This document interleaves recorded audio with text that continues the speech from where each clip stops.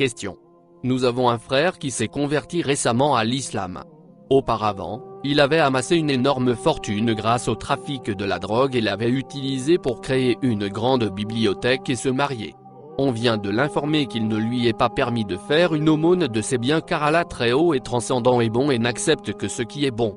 Et il se demande si cette information est juste et ce qu'il faudrait faire de ses biens. Réponse. Louange à Allah. Premièrement, louange à Allah qui vous a guidé vers l'islam. Nous demandons à Allah transcendant de vous raffermir et de vous assister à faire ce qui est bon ici-bas et dans l'au-delà. Deuxièmement, par sa grâce et sa miséricorde, Allah a fait de la conversion à l'islam le moyen d'effacer les péchés et actes de rébellion antérieurs. Dès que l'on se convertit à l'islam, l'on est absous des péchés et actes de désobéissance commis antérieurement et on en devient quitte. Muslim, 12, rapporte qu'Amr ibn Alas, P.A.A, a dit, quand j'avais éprouvé le désir de me convertir à l'islam, je me suis présenté au prophète, bénédiction et salut soit sur lui, et lui dit, tends ta main, je vais te prêter un serment d'allégeance. Quand il a tendu sa main, j'ai retenu la mienne. Qu'est-ce qui t'arrive, ô Amr? Je veux formuler une condition. Laquelle? Qu'on me pardonne mes péchés. Ne sais-tu pas que l'islam efface tout ce qui le précède?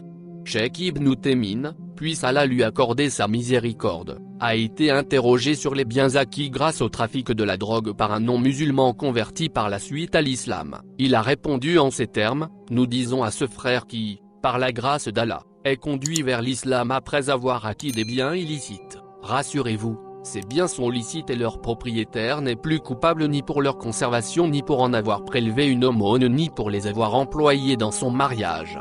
En effet, Allah très haut dit dans son livre saint, dit à ceux qui ne croient pas que, s'ils cessent, on leur pardonnera ce qui s'est passé. Et s'ils récidivent, ils seront châtiés, à l'exemple de leurs devanciers. Coran 8, 38. C'est-à-dire tout ce qui est antérieur à la conversion.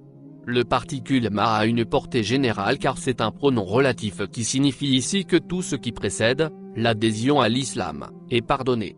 Il demeure vrai toutefois que les biens usurpés doivent être restitués à leurs propriétaires.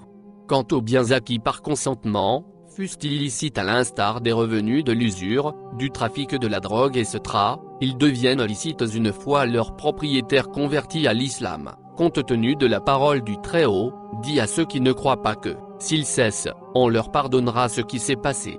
Coran 8, 38, et de ce qui a été dit à Amr, ne sais-tu pas que l'islam efface tout ce qui le précède? Bon nombre de mécréants se sont convertis à l'islam après avoir tué des musulmans et on ne les a pas jugés pour leurs actes. Dites aux frères en question que ces biens sont licites et il n'y a aucun mal à les utiliser dans le cadre de l'aumône et du mariage. Quant à l'avis selon lequel il ne lui est pas permis d'en prélever une aumône ou d'en faire une aumône, il est sans fondement.